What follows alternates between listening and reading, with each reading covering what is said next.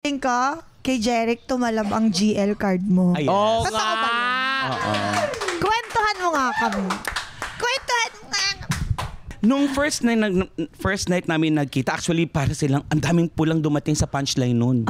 Oh, puro pulang, nakapulang damit, parang mga regla nga Ang dami nila.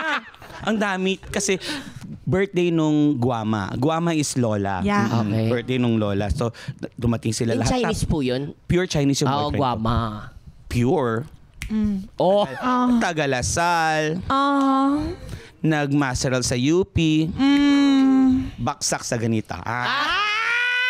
Anyway, pinakit namin yung tatlong magpipinsan siya. Tapos nagpakitaan sila ng mga utong kasi mga bakla atat-natat pag nakita ng mga pautong eh. Oo. So nagpakita sila lahat ng utong. Yung utong ni Jeric yung pinakamaganda. Bakit? Can you describe? So we have a visual. Yung utong kasi neto nakita ko parang basang Oreo. Eto, ang dumi ng utong niya ni. Oh. Dumi.